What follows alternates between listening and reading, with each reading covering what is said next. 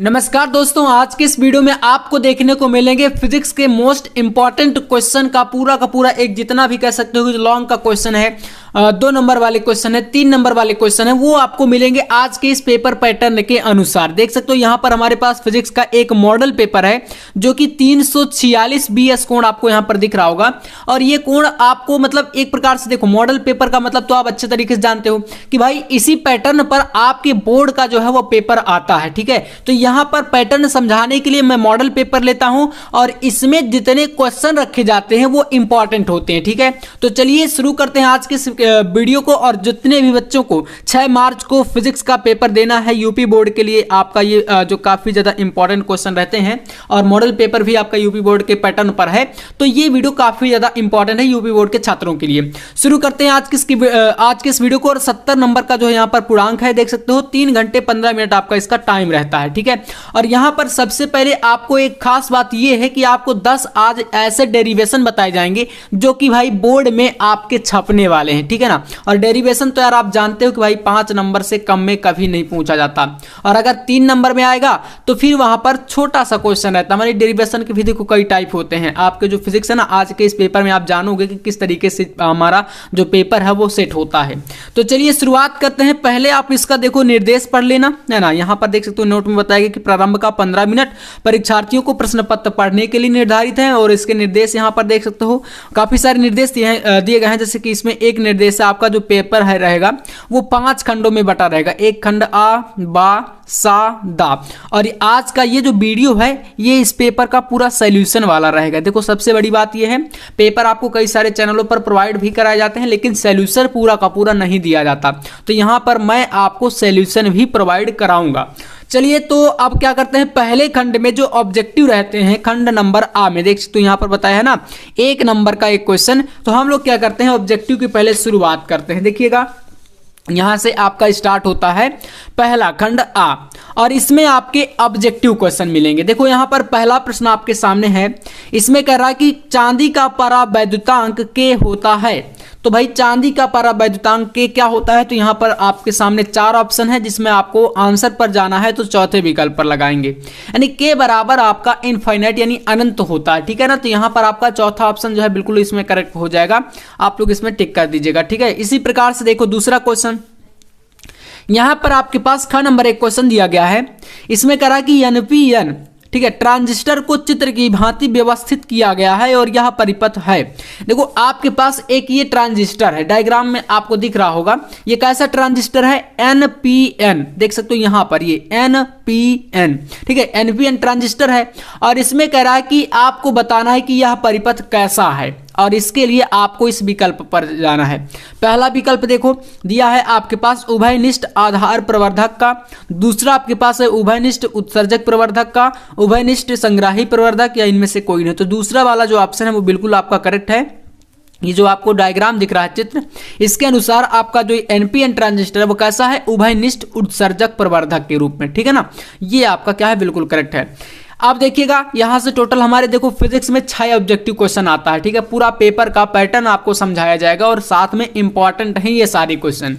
तो यहां पर देखिएगा ग नंबर क्वेश्चन है, पतले प्रिज्म के पदार्थ का अपवर्तनांक क्या होगा यदि उसके अपवर्तक कोण तथा विचलन कोण का मान समान हो। तो यहां पर आपका हो जाएगा इसका वैल्यू 2, कितना रहेगा 2.0। ठीक है, आपको दूसरा वाला ऑप्शन टिक कर देना है। अब देखो एक इंपॉर्टेंट सा क्वेश्चन दिया है आपके सामने, एक रिएक्शन दिखाई गई है फिजिक्स की। ठीक है, क्या है, समीकरण है आपके पास, यहां पर कह सकते हो 4NH1। अब देखो आपके सामने इस प्रकार से, और इसका हमारा रिएक्शन जो है वो 2 भागों में टूट रहा है। एक देख सकते हो यहाँ पर हीलियम के रूप में, फिर इसी में +2 करके यहाँ पर बीटा +1 है और यहाँ पर Q है। तो कहता है कि आपका ये क्या व्यक्त करता है, इस प्रकार की जो रिएक्शन है वो कैसी जो है रिएक्शन है या समीकरण है, आपको बताना है। ठीक है ना, तो देखो एक आपने पढ़ा होगा नाभिकीय विखंडन और एक आपने पढ़ा होगा संलयन। तो जब दो नाभिक क्या होते हैं, मिलकर के एक बड़ा नाभिक बना देते हैं या कहे तो मिलते हैं, तो वहां पर क्या होता है, संलयन होता है। तो यहां पर क्या है, ये दोनों आपके मिलकर के यहां पर देख सकते हो आपका एक बड़ा नाभिक बना रहे हैं, मतलब ये क्या कर रहे हैं, संलयित हो रहे हैं, ठीक है ना। नाभिकीय विखंडन और संलयन आप लोग पढ़ लेना, काफी ज्यादा कह सकते हो इंपॉर्टेंट क्वेश्चन है। देखो, और लास्ट वाले चैप्टर यानी परमाणु और नाभिक जो आपका चैप्टर है, वहीं से क्वेश्चन जो है काफी ज्यादा बनते हैं, इसलिए इसको पढ़ लीजिएगा, ठीक है। तो यहां पर विखंडन भी आपका उतना ही इंपॉर्टेंट है जितना आपका ये संलयन वाला इंपॉर्टेंट है, ठीक है। तो यहां पर आपका ये हो जाएगा क्या, नाभिकीय संलयन, ठीक है। ये समीकरण क्या व्यक्त करता है, नाभिकीय संलयन को व्यक्त करता है। चलिए, तो यहां से आपके घ नंबर तक के क्वेश्चन हो चुके हैं। अब आइए अंगा नंबर क्वेश्चन को देखते हैं। अंगा नंबर क्वेश्चन आपका कह रहा है, निम्नलिखित में से कौन सा मूल कण नहीं है। देख सकते हो यहां पर आपके पास क्या है, पॉजिट्रॉन, इलेक्ट्रॉन, अल्फा कण, न्यूट्रिनो। तो यहां पर आपके पास जो तीसरा विकल्प अल्फा कण है, यह क्या हो जाएगा, बिल्कुल करेक्ट हो जाएगा, मतलब ये क्या है, मूल कण नहीं है, ठीक है ना। तो याद रखिएगा, आपको इसी में टिक करना है। एंड लास्ट ऑब्जेक्टिव रहेगा, आपके 6 ही ऑब्जेक्टिव आते हैं। तो देखो इसमें दिया गया है, प्रतिरोध यानी रेजिस्टेंस आर, प्रेरक आपका यल तथा संधारित्र आपका सी श्रेणी क्रम में जोड़े गए हैं, मतलब कि ये तीनों क्या है, आपके जोड़े गए हैं श्रेणी क्रम में। तो बन जाता है आपका कौन सा परिपथ, एलसीआर परिपथ, ठीक है ना। जब श्रेणी क्रम में ये तीनों जुड़े होते हैं तो कैसा परिपथ बनता है, तो एलसीआर परिपथ बनता है। अब ये कह रहा है कि प्रत्यावर्ती धारा स्रोत की आवृत्ति n तथा अनुनादी आवृत्ति nr है, तो किस स्थिति में धारा विभव पश्चगामी होगी, है ना। तो यहां पर आपके सामने देखो कुछ स्थितियां हैं, जैसे अनुनादी आवृत्ति आपकी n है और अनुनादी आवृत्ति प्रत्यावर्ती धारा स्रोत की आवृत्ति है ये n और अनुनादी आवृत्ति क्या है आपकी nr, इस प्रकार से। तो अब यहां पर आपके सामने कुछ पोजीशंस दिखाई गई, इनको आपको पहचानना है, जो कि पश्चगामी के रूप में जब हो। तो यहां पर चौथा नंबर एक दिख रहा होगा, n ग्रेटर देन nr, ठीक है। तो ये अब आपका क्या हो जाएगा, इसका राइट वाला विकल्प हो जाएगा चौथा नंबर का। इसके बाद देखो 6 ऑब्जेक्टिव खत्म। अब यहां से आपका आएगा खंड बा। तो खंड बा में आप देखोगे तो यहां से देखो पहला क्वेश्चन, विद्युत चुंबकीय तरंगों की कोई दो मुख्य विशेषताएं लिखिए, ठीक है ना। विद्युत चुंबकीय तरंगों की विशेषताएं, मतलब कि ये फर्स्ट जो आपका पार्ट नंबर 1 बुक है ना, पहला पार्ट यानी भाग 1, ठीक है ना। इसमें आपका विद्युत चुंबकीय तरंगें आपका एक लास्ट वाला चैप्टर है, सबसे अंतिम वाला, उसी चैप्टर का ये क्वेश्चन है। काफी ज्यादा इंपॉर्टेंट है क्योंकि उस चैप्टर में कोई डेरिवेशन नहीं है, तो यहाँ पर थ्योरी ज्यादा वहां से पूछी जाती है इस तरीके की। तो देखो इसके गुण यहाँ पर है, पहला एक गुण है, विद्युत चुंबकीय तरंगें प्रकृति में अनुप्रस्थ होती है, यानी ये अलग अलग विद्युत एवं चुंबकीय क्षेत्रों के माध्यम से प्रसारित होती हैं और जिससे वे एक दूसरे के लंबवत होती हैं, ठीक है। तो यानी विद्युत और चुंबकीय तरंगे, जैसे कि आपकी एक ये विद्युत तरंग हो गई और ये चुंबकीय तरंग हो गई, तो ये एक दूसरे के क्या रहेंगी, लंबवत रहेंगी। आप देख सकते हो यहाँ पर इस तरीके से, एक इस दिशा में तो एक इस दिशा में, और एक अगर इस दिशा में जा रही तो एक इस दिशा में, ऐसे मतलब एक दूसरे के बीच में 90 डिग्री का एंगल बनाएंगे, ठीक है।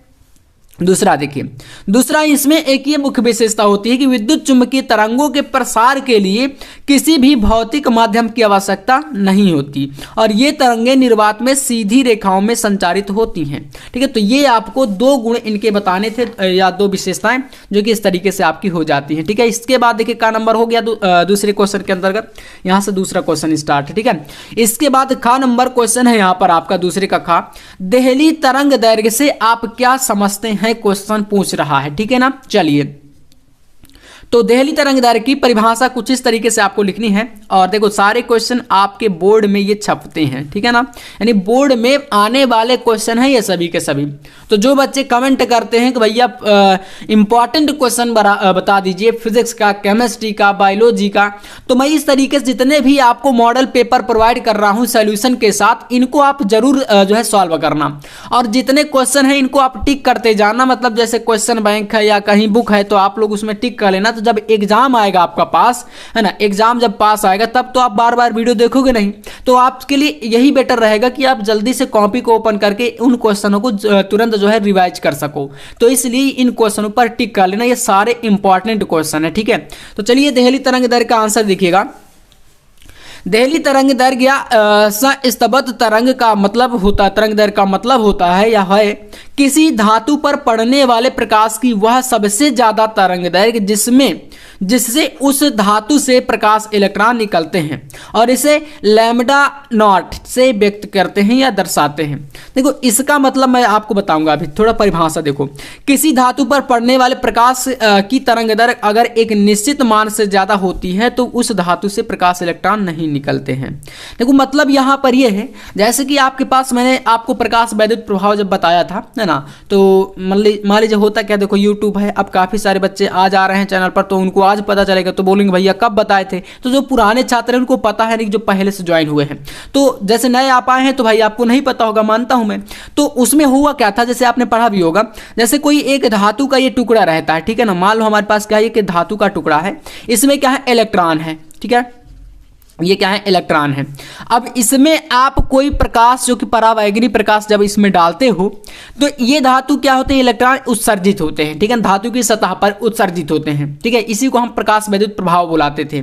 अब यहाँ पर आपका ये जो प्रकाश आप डाल रहे हो परावैगनी प्रकाश है ना, परावैगनी प्रकाश, वो आपका इतनी आवृत्ति का होना चाहिए, या यही होती है देहली आवृत्ति या देहली तरंगदैर्घ्य, है ना, कि ये आपका इस धातु से इन प्रकाश इलेक्ट्रॉनों का उत्सर्जन कराने में पॉसिबल हो, यानी संभव हो, या इसमें इतनी क्षमता होनी चाहिए जो करा सके धातु का जो है उत्सर्जन, वही आवृत्ति कहलाती है देहली आवृत्ति। और यहाँ पर आपकी बात करी गई तरंगदैर्घ्य की, जो कि इसी तरीके से यहाँ पर आपका इसका आंसर है, ठीक है ना। तो उम्मीद है कि आप लोग इसका आंसर जो है समझ गए होंगे और ये चीजें आपको समझ में आ भी रही होंगी, ठीक है। चलिए इसके बाद यहाँ पर देखिए ग नंबर क्वेश्चन आपके पास है, n बराबर 3/2 अपवर्तनांक वाले कांच के एक उत्तल लेंस को n बराबर 3/2 अपवर्तनांक वाले द्रव में डुबोने पर। देखो यहाँ पर समझिएगा क्वेश्चन को, आप पहले इतना अपवर्तनांक का कांच है, कांच के एक उत्तल लेंस को कितना 3.2 अपवर्तनांक वाले द्रव में डुबोने पर उसकी फोकस दूरी है ना, यानी f और प्रकृति पर क्या प्रभाव पड़ेगा, यानी क्या इफेक्ट होगा। भाई अपवर्तनांक कांच का सेम है और द्रव का भी सेम है, जब दोनों अपवर्तनांक सेम होते हैं तो आपको इतना सिर्फ आंसर लिख देना है कि फोकस दूरी अनंत हो जाएगी और जो प्रकृति है वो लेंस समतल प्लेट की भांति कार्य करेगा, ठीक है। इतना आपको बता देना है इस क्वेश्चन का आंसर, क्योंकि आप देख रहे हैं और अच्छे तरीके से आपको समझ में आ रहा होगा कि भाई जो कांच हम डुबो रहे हैं उसका आपका अपवर्तनांक कितना है, 3/2 है, और जिस द्रव में डुबो रहे हैं उसका भी अपवर्तनांक क्या है, 3/2 है, ठीक है। तो ऐसे में आपको सिर्फ इतना लिखना है कि फोकस दूरी क्या हो जाएगी, अनंत हो जाएगी और लेंस समतल प्लेट की भांति कार्य करेगा, ठीक है। उम्मीद है समझ गए होंगे। चलिए घ नंबर क्वेश्चन, किसी ट्रांजिस्टर के धारा लाभ यानी बीटा का क्या अभिप्राय है, तो इसका आंसर यहां से देखिएगा। किसी ट्रांजिस्टर के धारा लाभ से तात्पर्य कलेक्टर करंट में है ना, कलेक्टर करंट मतलब इकट्ठा होना, ठीक है ना, बदलाव और एमीटर करंट में बदलाव का अनुपात होता है, ठीक है ना। क्या होता है, दोनों का ये रेशियो है, ठीक है ना, क्या है, धारा लाभ रेशियो होता है यानी अनुपात होता है। ट्रांजिस्टर के धारा लाभ को अल्फा द्वारा दर्शाते हैं और ट्रांजिस्टर के धारा लाभ को इस तरह से परिभाषित किया जाता है, जैसे कि इसका पहला एक पॉइंट यहां पर दिखाया गया है। सामान्य आधार अवस्था या व्यवस्था में कलेक्टर वोल्टेज स्थिर रहने पर कलेक्टर करंट और एमीटर के करंट में बदलाव के अनुपात होता है। बदलाव का क्या होता है, ये रेशियो अनुपात है। एंड दूसरा इसमें एक पॉइंट आपका यहाँ पर ऐड है, इसमें आप इसको बता सकते हो, सामान्य संग्राहक व्यवस्था में संग्राहक वोल्टेज स्थिर रहने पर संग्राहक करंट और आधार करंट में बदलाव का अनुपात, ठीक है। इस तरीके से आप इसका बता दोगे। इसके बाद यहां से आपका आता है अंगा नंबर। देखो यह क्वेश्चन आपका यहां पर दिया है दूसरे का अंगा, ठीक है ना, 5वां क्वेश्चन है 2 नंबर का। आपके पास नाइट्रोजन है और जो कि इस तरीके से आप देख सकते हो यहाँ पर 7 इसका परमाणु क्रमांक और इसका द्रव्यमान द्रव्यमान 14 इस तरीके से लिखा है 7n14। तो नाभिक पर कूलाम के में आवेश की गणना करिए, यानी कि इसके नाभिक पर कूलाम में जो है आवेशों की गणना करनी है। तो आप सभी ने क्वांटमीकरण सिद्धांत ये वाला पढ़ा होगा, है ना, ये वाला फार्मूला Q बराबर हमने क्या पढ़ा है, Ne पढ़ा है। आपको आवेश ज्ञात करना है, तो भाई आप देखो यहाँ पर अच्छे तरीके से जानते हो, नंबर ऑफ इलेक्ट्रॉन यहाँ पर कितना रहेगा, 7 है, तो 7 यहां पर ये हो जाएगा और 1 इलेक्ट्रॉन पर चार्ज आपको पता ही है कितना होता है, 1.6 गुणे 10 की घाते -19। बस निकालो यहाँ पर 7 का इसमें गुणा हो जाएगा तो बन जाएगा 11.2 गुणे 10 घाते क्या है -19 और आवेश है तो इसका मात्रक कूलाम। इतना आपका इसका आंसर आ जाएगा, ठीक। तो ये बेसिक तरीका है। चलिए यहां से देखिएगा आपका क्वेश्चन है कि एक हेनरी प्रेरकत्व को परिभाषित कीजिए। तो देखो क्वेश्चन मैं हर तरीके के बताता हूं, फिर वह चाहे छोटा क्वेश्चन हो चाहे वो बड़ा क्वेश्चन हो। अभी मैं आपको ये डेरिवेशन भी देने वाला हूं जो कि टॉप 10 डेरिवेशन है और इनको आपको बिल्कुल तैयार करके ही जाना है, ठीक है। तो अभी ये सोल्यूशन के साथ चल रहे हैं तो इनको थोड़ा अच्छे तरीके से समझ लो। फिजिक्स के अब आपकी जो ये सीरीज स्टार्ट हुई है एकदम रामबाण सीरीज है आपके लिए, तो समझ सकते हो भाई। आपको जिन बच्चों को भाई बहुत ज्यादा प्रॉब्लम है और ज्यादा से ज्यादा कमेंट भी कर रहे थे कि फिजिक्स और केमिस्ट्री पर ही ज्यादा वीडियो लाइए भैया, बाकी सारे सब्जेक्ट तो हम कवर कर लेंगे, तो अब से आपको फिजिक्स और केमिस्ट्री के ज्यादा वीडियो मिलेंगे, ठीक है। तो आप चैनल पर रहे ना तो सब्सक्राइब करके रखिएगा, ताकि भाई एग्जाम तक के लिए कम से कम आप सब्सक्राइब कर लो, ठीक है। बाकी उसके बाद आप भले अनसब्सक्राइब कर देना अगर आपको प्रॉब्लम हो जाती है। एग्जाम तक आप कर लो ताकि थोड़ा बहुत देखो, कहीं ना कहीं आपको पता है कि ज्ञान हमारा बाहर नहीं जाता या बेकार नहीं जाता, कहीं ना कहीं पर काम जरूर आएंगे। कुछ ऐसे क्वेश्चन है जो कि मैं पढ़ाता हूं, कुछ ऐसे क्वेश्चन है जो अदर चैनल पर पढ़ाए जाते हैं, तो हर जगह से आपको थोड़ा थोड़ा सा ज्ञान मिलेगा और वो काम आएगा, है ना। तो थोड़ा दिमाग लगा कर आप चलिए एग्जाम तक। चलिए यहां से देखिएगा आपका 6 नंबर क्वेश्चन, एक हेनरी स्वप्रेरकत्व को परिभाषित कीजिए। तो इसका आंसर है एक हेनरी एक समृद्ध परिपथ या कुंडली में स्वप्रेरकत्व का मान है जिसमें प्रति सेकंड 1 एम्पियर की उत्प्रेरण धारा की प्रसारण से 1 वोल्ट का उत्पादन होता है और इसका नाम अमेरिकी वैज्ञानिक जोसेफ हेनरी के नाम पर रखा गया था, जिन्होंने विद्युत चुम्बकीय प्रेरण की खोज करी थी, ठीक है। तो इस प्रकार से आप स्वप्रेरकत्व की परिभाषा दे सकते हो हेनरी के लिए। और इसके बाद यहां से 4 नंबर तक यानी 6 क्वेश्चन हमारे दूसरे के अंतर्गत हो जाते हैं, ठीक है। अब यहां से आपका स्टार्ट होगा क्वेश्चन नंबर 3।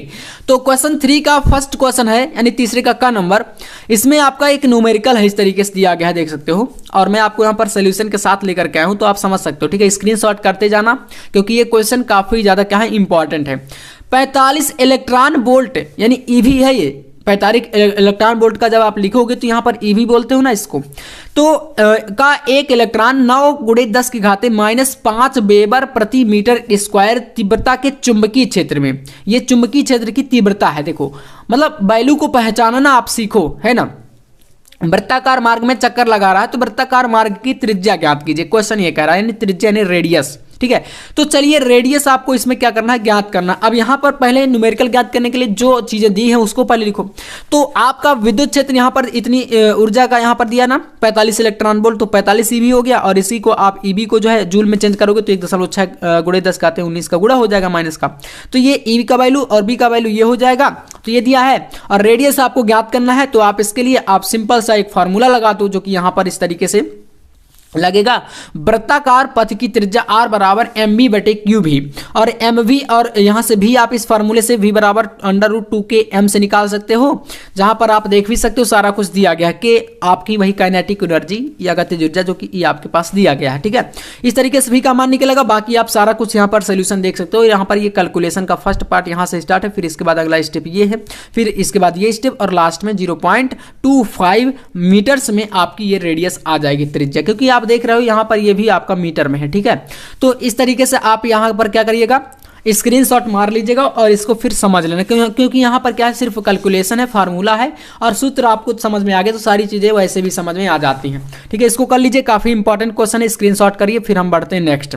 चलिए इसके बाद आप देखिएगा यहां से अगला क्वेश्चन, यहां पर आपके पास एक थ्योरी का पोर्शन वाला क्वेश्चन देखो, खा नंबर तीसरे का, है ना। यम द्रव्यमान तथा क्यू आवेश का एक कण एक समान विद्युत क्षेत्र E में विरामावस्था से चल करके d दूरी तय करता है, तो सिद्ध कीजिए कि कण द्वारा अर्जित जो वेग है यानी इकट्ठा किया गया जो वेग है वो √2qEd/m है। ये सिद्ध करना है। तो भाई क्वेश्चन ये आप इसमें क्या कर लो, इंपॉर्टेंट वाला एक बैच लगा लो, ठीक है। मतलब आपको इस प्रश्न को तैयार करना है और इसके चांस कितने हैं आने के, तो लगभग 85%, ठीक है ना। मैं 100 में 100 नहीं बोलता हूं, लेकिन ये क्वेश्चन इस प्रकार का क्वेश्चन या वैल्यू को चेंज करके थोड़ा सा घुमा फिरा करके, क्योंकि आप जानते हो कि देखो जो यूपी बोर्ड है, हमारा यूपी बोर्ड में पेपर जो है हमेशा ऐसे सेट होते हैं जो कि क्वेश्चन आपको आते रहते हैं लेकिन ऐसे लगेगा कि यार ये क्वेश्चन हमने नहीं देखा, इसलिए थोड़ा सा आपको समझदारी से काम लेना है। तो इसका आप स्क्रीनशॉट करो एक बार, फिर इसका आंसर देखो। देखो कह रहा है आपसे क्वेश्चन, तो यहां पर दिया कण पर लगने वाला जो त्वरण होता है ना, ए बराबर एफ बटे एम, या इसी में आप जानते हो ये बराबर क्यू ई होता है फॉर्मूला एक, ठीक है ना। बल बराबर एफ क्या है आपका बल है, एम आपका द्रव्यमान है ना। तो बल बराबर आपका क्या होता है आवेश गुणे विद्युत क्षेत्र की तीव्रता। तो ये फॉर्मूला इसी से बनाना, ए बराबर, अब जब कण विरामावस्था से चल करके डी दूरी तय करता है, इसमें आपने देखा ना विरामावस्था से चल करके डी दूरी तय करता है, तब देखिएगा ये आपने गति के नियम पढ़े थे क्लास 11th में, ठीक है ना। तो उम्मीद है आपको याद होगा थोड़ा बहुत। तो वी स्क्वायर बराबर यू स्क्वायर प्लस 2as, ये फॉर्मूला होता है। अब बोलोगे कहाँ से आ गया, तो यार यही वही पुराना फॉर्मूला है, ठीक है ना। तो वी स्क्वायर बराबर यू स्क्वायर प्लस 2as, अब यहां से देखोगे तो भाई यू स्क्वायर आपका क्या हो जाएगा, इसमें शून्य हो जाएगा, है ना। तो यहां पर कण विरामावस्था से चल करके डी दूरी तय कर लेता है, तो ये 0 हो गया। अब यहां पर 2as बचा केवल, तो यहां पर यस क्या है, वही आपकी दूरी जो कि यहां पर डी आपने माना है, ये देखो, या एस दूरी भी कह सकते हो। तो यहां से ये बनेगा, और ए का वैल्यू आपके पास यहां पर दिया है क्यू ई बटे एम, तो ए की जगह पर आप यहां पर देख सकते हो वही चीज। अब देखो ये बी स्क्वायर बराबर यहां पर है, तो ये देखो बी स्क्वायर बराबर 2AD है ये आपका इधर। अब अगर भी का वैल्यू याद करोगे तो ये स्क्वायर इधर रूट बना देगा इसको, तो अंडर रूट के अंदर ये पहुंच जाएगा 2AD। अब ए का वैल्यू आप यहाँ पर देख सकते हो, ये रखा गया इसी में QE बटे M, तो ये वही चीज़ है यहाँ पर रख दिया, बस इतना आपका आंसर है। और या तो इसको लिख दो तो ये आंसर है ना, तो ये ज़्यादा बेटर रहेगा क्योंकि यहाँ पर ए का वैल्यू आपको लिखना पड़ेगा जो त्वरण है, ठीक है। तो इतने में आप कर सकते हो, ठीक है। इसके बाद नेक्स्ट क्वेश्चन यहाँ पर, एक दूरदर्शी की आवर्धन क्षमता 9 है, जब इसे समांतर किरणों के लिए समायोजित किया जाता है तो नेत्रिका एवं अभिदृश्यक के बीच की दूरी 20 सेंटीमीटर होती है। दोनों लेंस की फोकस दूरियां ज्ञात करिए। तो काफी बेटर सा क्वेश्चन है, आप देख सकते हो यहाँ पर दूरदर्शी की आवर्धन क्षमता एम बराबर -F0 बटे FE, ठीक है। तो यहाँ पर एक नेत्रिका लेंस FE है, ई का मतलब आई यानी आंख है ना, तो नेत्रिका लेंस हो जाएगा, और अभिदर्शक लेंस आपका यहाँ पर 0 है। तो ये आपका 9 दिया गया है आवर्धन क्षमता इनकी दोनों की, तो यहाँ पर देख सकते हो ये लिया है। इसी प्रकार से आप F0 की या F0 की वैल्यू ज्ञात करना चाहोगे तो भाई यहाँ पर हो जाएगा ये FE का गुणा इसमें हो जाएगा, तो ये हो जाएगा इस तरीके से। दूरदर्शी की नली की लंबाई यहाँ पर इस तरीके से ये फार्मूला लगता है F0 प्लस FE, है ना। अब यहाँ से देखो F0 का वैल्यू ये है, तो इसको रख देंगे, FE आपका वही रहेगा, और इसके बाद बराबर में आपका ये 20 सेंटीमीटर यहाँ पर ये दिया गया, ठीक है ना, बीच की दूरी यहाँ पर, तो ये हो जाएगा। अब ये दोनों ऐड होंगे तो 10 FE बराबर 20, तो FE बराबर आपका हो जाएगा 20 बटे 10 यानी कि 2 सेंटीमीटर, ठीक है, ये हुआ। और F0 का वैल्यू भी यहाँ से आप निकाल सकते हो क्योंकि ये 2 आ गया, तो इसकी जगह पर 2 रख दोगे तो 9 गुणे 2 यानी 18, तो 18 सेंटीमीटर ये वैल्यू आ जाएगी। तो देखो यहाँ पर दोनों का पूरा कैलकुलेशन है, इसका भी स्क्रीनशॉट कर लीजिए इस क्वेश्चन का। इसके बाद नेक्स्ट क्वेश्चन आपके पास है, घ नंबर कह रहा है कि ओमीय तथा अनओमीय, ये वाला क्वेश्चन आपको कई बार मिला होगा फिजिक्स में, ठीक है ना। जितने भी बच्चे फिजिक्स अभी तक अच्छे तरीके से नहीं किए हैं तो उनको थोड़ा सा डाउट होगा कि भाई हमने नहीं पढ़ा, लेकिन जो बच्चे अच्छे तरीके से फिजिक्स को जानते हैं और पूरे साल अपने अगर अच्छे तरीके से पढ़ा तो आपको ये जरूर क्वेश्चन मिला होगा, और कई बार प्री बोर्ड में और स्कूल के एग्जाम में भी ये पूछा गया है। तो देखिएगा, और बोर्ड के लिए तो इंपॉर्टेंट है ही। ओमीय तथा अनओमीय प्रतिरोध से क्या तात्पर्य है, यानी क्या होते हैं ओमीय प्रतिरोध और अनओमीय प्रतिरोध। फिर कह रहा है क्वेश्चन, अनओमीय प्रतिरोध या परिपथ के लिए वोल्टता तथा धारा के बीच ग्राफ खींच करके गत्यात्मक प्रतिरोध को परिभाषित कीजिए। तो चलिए इसका आंसर यहां से देखिएगा, आपको इसमें लिखना है, पहले यहां से आंसर रहेगा और इसका थोड़ा सा डायग्राम भी है। देखो यहां से ओमीय परिपथ से प्राप्त प्रतिरोध ओमीय प्रतिरोध कहलाता है। सबसे पहली बात इतना तो इजी है, आप बता दोगे भाई ओमीय परिपथ से प्राप्त, यानी जो ओमीय परिपथ है इससे प्राप्त प्रतिरोध को क्या बोलेंगे, ओमीय प्रतिरोध कहेंगे, ठीक है ना। तथा अनओमीय परिपथ से प्राप्त प्रतिरोध अनओमीय प्रतिरोध कहलाएगा, ठीक है। किसी विशेष क्षण विभवांतर तथा धारा के अनुपात के गत्यात्मक प्रतिरोध कहते हैं, ठीक है। आप जानते हो भाई यहाँ पर R बराबर V बटे R, ठीक है ना, V बटे I होता है, यानी धारा भी होती है इसी में। तो इस प्रकार से आप इसको बता सकते हो। बाकी डायग्राम आप देख सकते हो, यहाँ पर ये आपका विभवांतर की दिशा हो जाएगी इधर, और ये धारा की दिशा हो जाएगी, और यहाँ पर इस तरीके से ये दिखा रहा है इसका गत्यात्मक प्रतिरोध, ठीक है। तो ये आप लोग इसमें डायग्राम भी बना सकते हो और इतना थ्योरी भी लिख सकते हो, ठीक है। यहाँ से आप आ जाओगे, फिर तीसरा क्वेश्चन खत्म। तीसरे की देखो यहाँ पर घ नंबर तक के क्वेश्चन थे। इसके बाद यहाँ आपका खंड द स्टार्ट है, और इसमें आपका चौथा क्वेश्चन। चौथे का पहला क्वेश्चन देखिए आपके सामने का नंबर, परमाणु क्रमांक एवं द्रव्यमान संख्या के आधार पर नाभिक का वर्गीकरण कीजिए तथा परिभाषित कीजिए। तो देखिएगा इसका आंसर इसमें टोटल क्या है, थ्योरी है और कुछ नहीं है ना, थ्योरी आपको लिखना है। तो देखिए इसका आंसर परमाणु क्रमांक और द्रव्यमान संख्या के आधार पर नाभिक, पहला पॉइंट परमाणु क्रमांक, आप सभी जानते हो ना परमाणु क्रमांक क्या होता है, किसी तत्व का परमाणु क्रमांक। जैसे मान लीजिए हम हाइड्रोजन की बात करें, इसका परमाणु क्रमांक क्या है, 1 है, हीलियम का 2 है ना। इसी प्रकार से लगातार क्रम से जो चलते रहते हैं।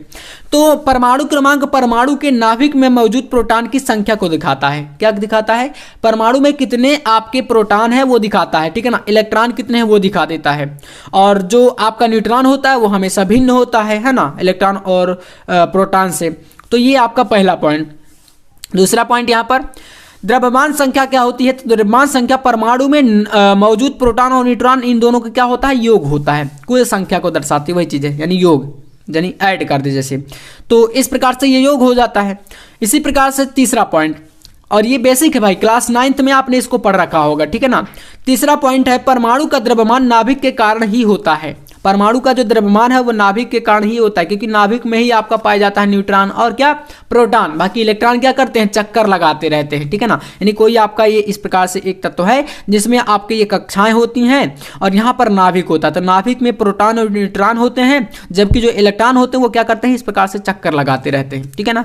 तो क्योंकि इलेक्ट्रॉन का द्रव्यमान अपेक्षाकृत नगण्य होता है, ठीक है। इसके बाद देखिए नेक्स्ट पॉइंट यहाँ पर बताना है, परमाणु संख्या और द्रव्यमान संख्या के बीच मुख्य अंतर यह है कि किसी परमाणु संख्या एक परमाणु में मौजूद प्रोटॉन की संख्या बताती है, जबकि द्रव्यमान संख्या एक परमाणु में मौजूद प्रोटॉन की कुल संख्या और न्यूट्रॉन की कुल संख्या। यानी आप सभी देखो, मैं यही जो ऊपर चीजें बताया वही जस्ट यहाँ पर है।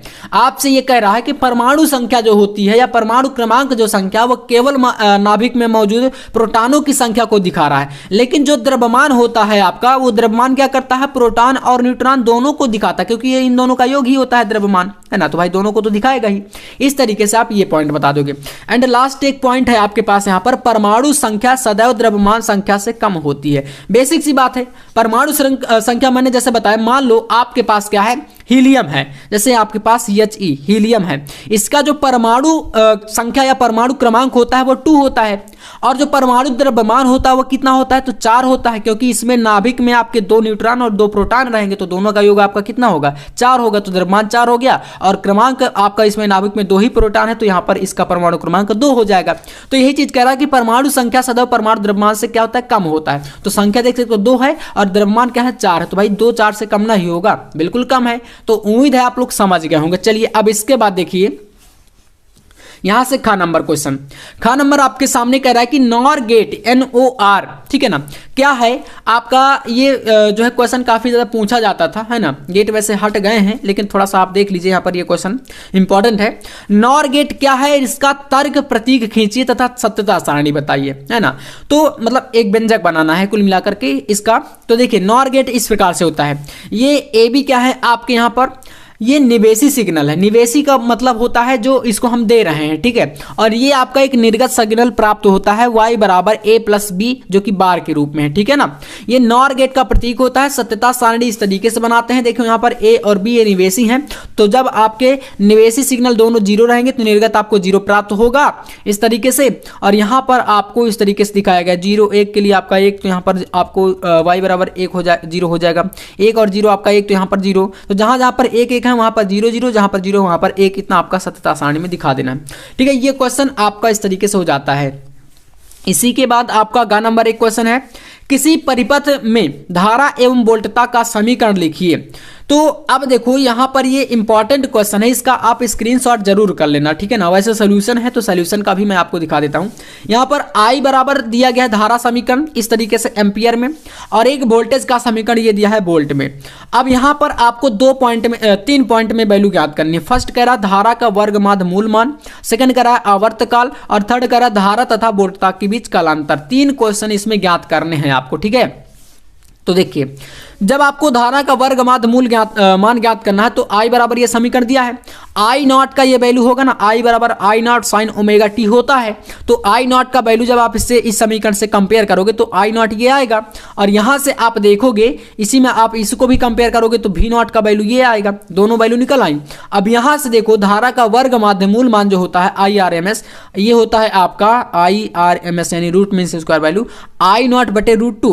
अब आई नॉट का वैल्यू ये है अंडर रूट 2 का इसी में भाग करा दो, तो यहां पर ये कराया है इस तरीके से, और इतना वैल्यू आपका ये लास्ट में निकाला है, यही है आपका धारा का वर्ग माध्य मूल मान। सेकंड है आवर्तकाल ज्ञात कर दो। सेकंड नंबर आवर्तकाल ओमेगा टी होता है, ओमेगा टी बराबर यहां पर आपके पास 628 टी, इससे कंपेयर करोगे तो ओमेगा का वैल्यू आपका यहां पर आ जाएगा 628, और ये आपका 2 पाई बटे टी, जो कि आपको इसमें टी ज्ञात करना, यही होता है आवर्तकाल। 2 पाई बटे टी है ना, तो टी जो है कैपिटल टी, यही आवर्तकाल है। तो क्या करोगे, टी बराबर इधर करके 628 इसके बटे में आ जाएगा, तो यहां से आप देखोगे तो ये इसकी पाई की वैल्यू यहां पर 3.14 रखा है, और इसका यहां पर 3.14 आएगा, और यहां पर 628 है, तो इसका काट के यहां पर इस तरीके से, और सोल्यूशन लास्ट में 0.01 सेकंड, जो कि इसका टी यानी आवर्तकाल का वैल्यू है।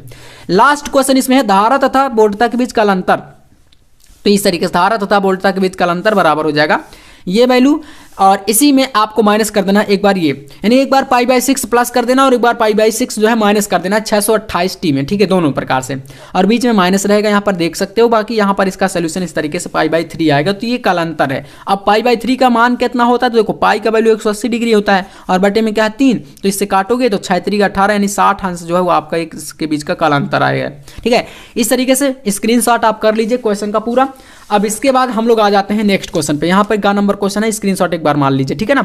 चलिए अब यहां से आप देखिएगा घा नंबर क्वेश्चन को। क्वेश्चन घा आपके सामने है, जो कि इसमें कहा गया है, जिसमें गामा वाई किरणों के 4 प्रमुख गुण लिखिए। गामा तथा पराबैंगनी किरणों में तरंग दैर्घ्य किसकी सबसे अधिक होती है। चलिए तो यहां पर इसका देखिएगा थ्योरी, आंसर है गामा किरणों के गुण। गामा किरणें ऊर्जा में भारहीन पैकेट होते हैं जिन्हें फोटान कहते हैं, ठीक है ना। क्या होते हैं, फोटान कहा जाता है, ठीक है। फोटान क्या होता है, एक प्रकार से बंडल ऊर्जा के। दूसरा पॉइंट यहां पर है, गामा किरणें विद्युत चुंबकीय स्पेक्ट्रम के उच्च आवृत्ति वाले छोर से आने वाली तरंगें होती हैं, दूसरा। एंड तीसरा पॉइंट है, गामा किरणों में कोई आवेश नहीं होता, यानी इनमें कोई चार्ज नहीं रहता है, किसमें, गामा किरणों में, इसीलिए इनको उदासीन माना जाता है। भाई किसी में अगर मान लो कोई चार्ज नहीं है तो वो उदासीन है। जैसे कोई आदमी की बात कर लें, किसी व्यक्ति की बात कर लें, वो अगर थोड़ा सा तेज नहीं है तो वो क्या हो जाता है, शून्य बोल देते हैं, उसको बोल देते हैं इसमें उदासीन, है ना। तो ऐसे ही होता है। अब देखो यहां पर आपके पास अगला पॉइंट, पराबैंगनी किरणों की तरंग दैर्घ्य और गामा किरणों की तरंग दैर्घ्य जो है तरंग दैर्घ्य क्या होती है, अधिक होती है। यहां पर आपसे पूछा था क्या, गामा तथा पराबैंगनी में से किसकी अधिक होती है, तो यहां पर आपको बताना है पराबैंगनी किरणों की तरंग दैर्घ्य गामा किरणों की तरंग दैर्घ्य से अधिक होती है, यानी कि आपको पराबैंगनी वाली ज्यादा रहेंगी और ये वाली क्या रहेंगी, कम रहेंगी, ठीक है। ये आपका कंपैरिजन हो जाएगा यहाँ पर। तो इस तरीके से इसको बता दीजिएगा। नेक्स्ट क्वेश्चन आपके पास यहाँ पर एक न्यूमेरिकल फिर से है। तो देख सकते हो भाई फिजिक्स में न्यूमेरिकल कहाँ से बनते हैं, किस तरीके से बनते हैं। आपने देखा कि भाई पूरे पेपर में, इस पेपर का पैटर्न मैं यही इसलिए आपको बता रहा था कि समझ लो पेपर का पैटर्न। तो आपने देखा कि शुरू से लेकर के अभी तक में काफी सारे जो क्वेश्चन हैं वो आपको मिल रहे हैं, कि जहां पर आपको इस प्रकार के जो है टॉपिक देखने को मिल रहे हैं कि भाई न्यूमेरिकल बन रहा है ना। बीच बीच में हर एक क्वेश्चन के अंतर्गत, चाहे आपने शुरू से देखा दूसरे नंबर, फिर तीसरे नंबर, फिर चौथा नंबर, ये चल रहा है, ठीक है, जिसमें आपके काखा गाघा इन सभी में बांटे हैं। तो इन सभी में आपको कहीं ना कहीं एक एक दो दो क्वेश्चन न्यूमेरिकल के मिले हैं। तो इसी तरीके से आप चौथे का लास्ट है ये, तो जहां पर आपका फिर से एक न्यूमेरिकल है, जिसमें कह रहा है चुंबकीय याम्योत्तर के 30 अंश के कोण पर एक चुंबक को लटकाने पर वह क्षैतिज के साथ 45 अंश का कोण बनाते हैं। तो वास्तविक नति कोण का मान क्या होगा। सिंपल सा क्वेश्चन, इतना कर देना है। यहां पर सोल्यूशन ये है, स्क्रीनशॉट मारो। कैसे समझ सकते हो एक बार देखो, यहां पर आभासी नमन कोण tan theta dash equal to tan theta बटे cos alpha. tan theta equal to यहां पर निकालोगे तो cos अल्फा इसके मल्टीप्लाई में चला जाएगा। इतना समझ में आया। अब देखो tan थीटा डैश ये 45 अंश है, 36 कोण है ना, और cos अल्फा यहां पर कितना है, ये याम्योत्तर जो कि 30 अंश है, ठीक है। इतना आपको समझना पड़ेगा। और यहां पर बस tan 45 का वैल्यू आपका कितना होता है 1, और cos 30 का आपका यहां पर √3/2, क्योंकि साइन 60 का वैल्यू होता है √3/2, और वही आपका cos 30 में हो जाता है, जस्ट उल्टा। तो √3/2 ये आएगा, √3 का वैल्यू ये रहा आपके पास, और यहाँ पर 2 का इसमें भाग, तो यहाँ पर ये वैल्यू आ गया, ठीक है ना। इसलिए ये 0.86 6, ये tan थीटा का मान है। और जब थीटा निकालोगे तो tan इधर जाएगा तो इनवर्स में पहुंच जाएगा, तो tan इनवर्स ये 0.866 और इसी का आप एंगल ज्ञात करोगे तो ये 40.9 डिग्री आपका आएगा इसका, ठीक है। तो ये आपका हो जाएगा इसका नाती कोण, कितना 40.9 डिग्री। तो कर लीजिए, पूरा क्वेश्चन है, सोल्यूशन भी है, ठीक है। चलिए यहाँ से चौथे नंबर तक के क्वेश्चन खत्म। अब आप देखो यहाँ पर आ जाओगे क्वेश्चन नंबर 5 में, ठीक है। कौन से क्वेश्चन में? 5वें वाले में। 5वां वाला क्वेश्चन आपके सामने यहाँ पर दिया गया है, देख सकते हो। इसमें पहला है आपका 5वें का नंबर। क्वेश्चन को टिक करना है, सारे क्वेश्चन इंपॉर्टेंट वाले हैं, ठीक है ना। क्राउन कांच से समावतल लेंस बनाना है तो लेंस के पृष्ठों की त्रिज्याएं कितनी रखी जाएं कि लेंस की क्षमता -2.5 डायोप्टर हो जाए और क्राउन कांच का अपवर्तनांक 1.65 हो, ठीक है। तो चलिए देख लीजिए इसका सॉल्यूशन। पहले तो लेंस की क्षमता दी गई है, इसमें कितनी दी है लेंस की क्षमता, यहाँ पर देख सकते हो -2.5 डायोप्टर, ठीक है, ये दी है ना। उसके बाद क्राउन कांच का अपवर्तनांक ये कितना है? 1.65 दिया है। लेंस की पहले फोकस दूरी जब ज्ञात करोगे तो ये आपका फॉर्मूला क्या होता है फोकस दूरी का? F बराबर 100/P, ये लेंस की जो क्षमता है ये आपकी माइनस में है, तो इसको रखोगे तो यहाँ पर -40 आ जाएगा, जो कि सेंटीमीटर में रहता है 100 अगर है, और अगर यहाँ पर 1 होता तो वो मीटर में रहता है ना। तो अलग अलग तरीका होता है क्षमता निकालने का। अब इतना 40 आ गया माइनस का। अब लेंस अगर समावतल है, अतः जो R1 बराबर होगा वह इनफाइनाइट और R2 आपको ज्ञात कर लेना है, ठीक है। इसी तरीके से फॉर्मूला लगेगा। तो ये सूत्र आपके सामने होता है, यहाँ पर देखो दिख रहा होगा नहीं, एक बार पुनः से देख लीजिए। 1/F बराबर n-1 और यहाँ पर 1/R1 - 1/R2, इस तरीके से ये वाला सूत्र, ठीक है ना। यहाँ पर R2 ज्ञात करना है। तो देखो यहाँ से सारी वैल्यू पहले रखो, n का वैल्यू यहाँ पर रखोगे, f का वैल्यू -40 यहाँ पर रखोगे, R1 का वैल्यू इनफाइनाइट यहाँ पर रखोगे। अब देखो ये इनफाइनाइट ही इस प्रकार से यहाँ पर 1/R2 यहाँ पर बचेगा, ये 0 हो जाएगा। और यहाँ से इससे आप 1.65 से 1 घटा दोगे तो 0.65 बचेगा।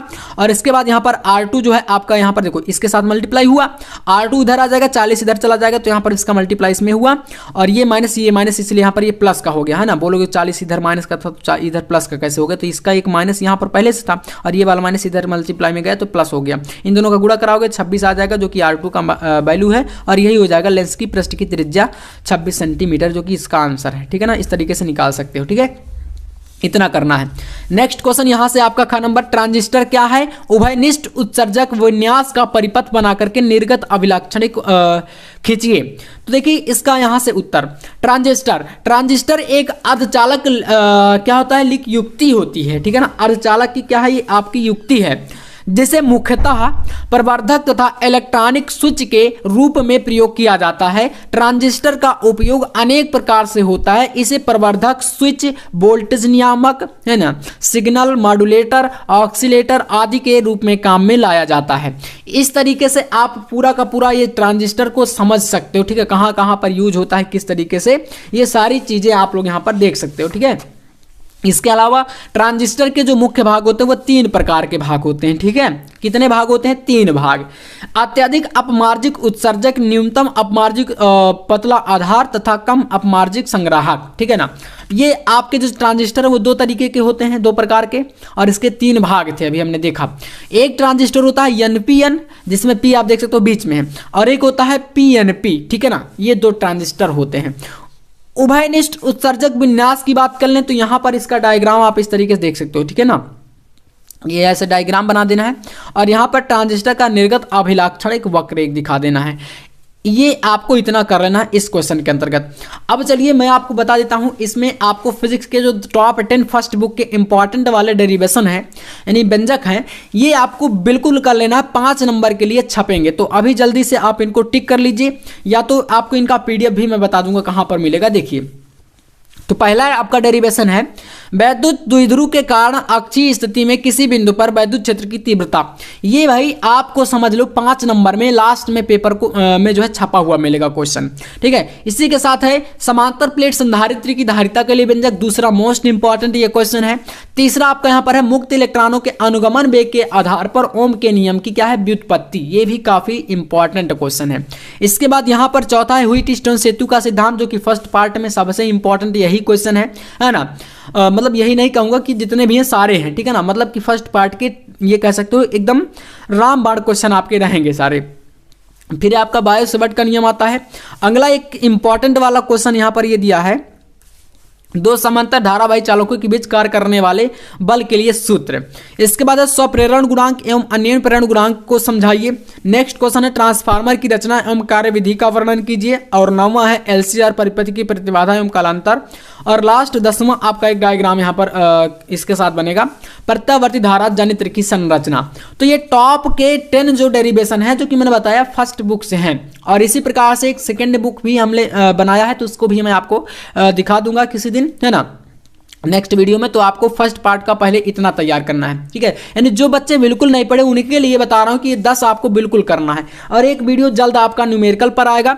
बाकी आपको इन सारे जो मैंने बताया इन सभी का अगर आपको पूरा नोट चाहिए चैप्टर वाइज पूरा कंप्लीट, तो आप लोग इस नंबर पर कॉन्टैक्ट कर सकते हो, जो कि यह नंबर है 95114705। इस पर आपको ऑल सब्जेक्ट के नोट्स 99 रुपए पे मिल रहे हैं, यानी कि फिजिक्स का, केमिस्ट्री का, बायोलॉजी का, हिंदी का, इंग्लिश का, और अगर मैथ है तो मैथ का, ठीक है ना। तो 99 रुपए में आपको सारे विषय के पीडीएफ नोट्स, ठीक है ना, 99 रुपए में सारे विषय के पीडीएफ नोट्स आपको प्रोवाइड करा जाएंगे व्हाट्सएप पर। तो ये नंबर है आपका, व्हाट्सएप पर कांटेक्ट कर सकते हो 9511470534 पर, ठीक है, जिसमें हैंड रिटन नोट्स और अनसॉल्व सेट भी रहेंगे प्रीवियस ईयर के, जो कि आपको 99 रुपए में सब कुछ रहेगा, ठीक है ना।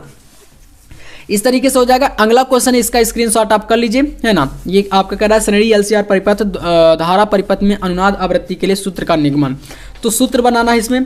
फिर अगला क्वेश्चन यहां पर पूछ रहा है आपसे, देखो कह रहा है कि बोहर के परमाणु मॉडल को समझाइए। नील्स बोहर का परमाणु मॉडल, देखिए आप इसका आंसर थ्योरी है इसमें। नील्स बोहर ने 1913 में रदरफोर्ड के परमाणु मॉडल को संशोधित करके बोहर के परमाणु मॉडल का प्रस्ताव रखा था, और इस मॉडल के मुताबिक परमाणु के केंद्र में एक छोटा सा धनात्मक आवेशित नाभिक होता है और उसके चारों ओर ऋणात्मक आवेशित इलेक्ट्रॉन निश्चित कक्षाओं में घूमते हैं। इस मॉडल के बारे में बात करें तो यहाँ पर इन्होंने बताया था कि भाई बोहर के परमाणु मॉडल में इलेक्ट्रॉन नाभिक के चारों ओर वृत्ताकार कक्षाओं में घूमते हैं या गति करते हैं। हर कक्षा से जुड़ी ऊर्जा निश्चित होती है। तीसरा पॉइंट है नाभिक से दूर की कक्षाओं में मौजूद इलेक्ट्रॉन की ऊर्जा ज्यादा होती है, जबकि नाभिक के पास मौजूद इलेक्ट्रॉन जो होते हैं उनकी ऊर्जा कम होती है, ठीक है। इसी के अथवा में एक क्वेश्चन यहाँ पर इसका भी आप लोग स्क्रीनशॉट कर लेना या तो टिक कर लेना, ठीक है। आप सभी जानते हो नाभिक वाले चैप्टर से हैं। एक उत्तेजित हाइड्रोजन परमाणु के इलेक्ट्रॉन की ऊर्जा -3.4 इलेक्ट्रॉन वोल्ट है। इस इलेक्ट्रॉन का कोणीय संवेग ज्ञात करिए, ठीक है। तो ये क्वेश्चन हो जाएगा। इसके बाद एक क्वेश्चन इधर आपका अंगा नंबर है जो कि दिया है, प्रिज्म के पदार्थ के अपवर्तनांक का सूत्र न्यूनतम विचलन कोण एवं प्रिज्म कोण के पदों में ज्ञात करिए, ठीक है ना।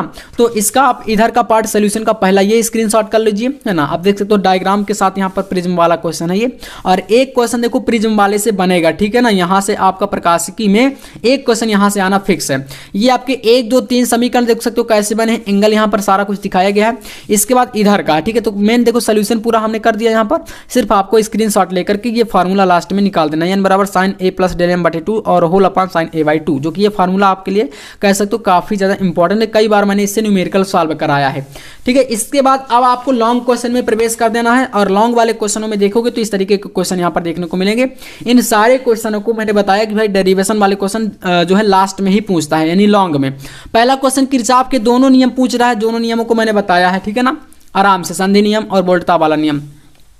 इसके अथवा में आपका एक क्वेश्चन है, एक ही पदार्थ के बने समान द्रव्यमान के दो तार A और B लिए जाते हैं, तो तार A का व्यास तार B के व्यास का आधा है। यदि तार A का प्रतिरोध 24 ओम हो तो तार 4 ओम के प्रतिरोध की गणना करिए।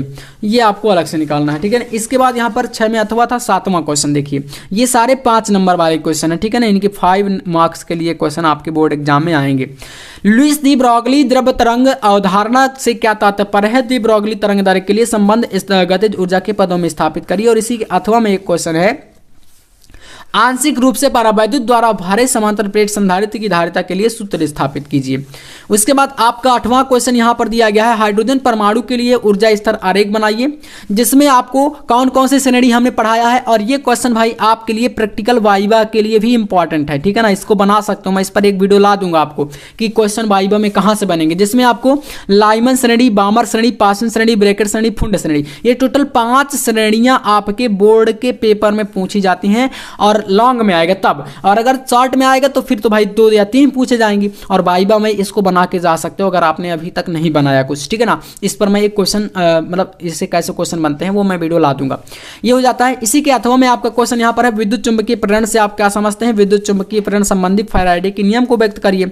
और लास्ट क्वेश्चन है, 9 क्वेश्चन आपके इस प्रकार से फिजिक्स के पेपर में आएंगे 6 मार्च को, जिसमें क्वेश्चन है तरंगाग्र क्या है, इससे क्या तात्पर्य है? हाइगेंस के तरंगाग्र संबंधी सिद्धांत की व्याख्या करके परावर्तन की व्याख्या करो। एक होता है अपवर्तन के लिए और एक है क्या यहाँ पर परावर्तन के लिए। अपवर्तन या परावर्तन दोनों इंपॉर्टेंट है, दोनों में से कोई सा भी पूछा जा सकता है, ठीक है। फिर आप लोग ये मत कहना कि भैया बताया नहीं गया, क्योंकि ये क्वेश्चन ऐसा है कि यार मतलब 7 सेट जैसे यूपी में पूरे बनेंगे आपको 7 सेट, ठीक है ना।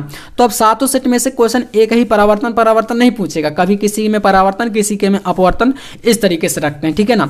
अगला अथवा में क्वेश्चन है एलईडी, जिससे आप लाइट एमिटर डायोड या हिंदी में बोलते हो प्रकाश उत्सर्जक डायोड, है ना, से क्या तात्पर्य है? इसका सिद्धांत, संरचना और कार्यविधि, है ना, पूरा जब बताओगे तब जाकर के आपको 5 नंबर ये मिलेंगे, है ना। तो इस तरीके का ये एक क्वेश्चन है जो कि आपके बोर्ड के पेपर के लिए काफी ज्यादा क्या है, इंपॉर्टेंट है। इस तरीके से पूरा का पूरा हमने बता दिया आपको। बाकी नोट्स के लिए भी आपको नंबर दे दिया गया है, आप वीडियो में देख ही सकते हो, है ना। तो 99 रुपीज़ में आपको ऑल सब्जेक्ट का नोट्स मिल जाएगा अगर चाहिए तो, है ना, जो कि ये नंबर है, आप इस पर कॉन्टेक्ट करके आप पूरा नोट्स भी परचेज कर सकते हो 99 रुपये में PDF नोट्स, ठीक है। और इसके अलावा बाकी आपको इसी प्रकार से सेट में अनसॉल्व सेट के कराता रहूंगा। बाकी आपको इंपॉर्टेंट क्वेश्चन भी इसी चैनल पर मिलते रहेंगे, तो आप चैनल पर नए हैं तो सब्सक्राइब वगैरह करके रखिएगा। और एग्जाम तक आपको यानी कि सारी तैयारी कराई जाएगी, क्लास 12 यूपी बोर्ड के लिए पूरा कंप्लीट सिलेबस यहाँ पर मिलेगा। तो चलिए फिर मिलते हैं नेक्स्ट वीडियो में नेक्स्ट टॉपिक के साथ, तब तक के लिए जय हिंद, वंदे मातरम।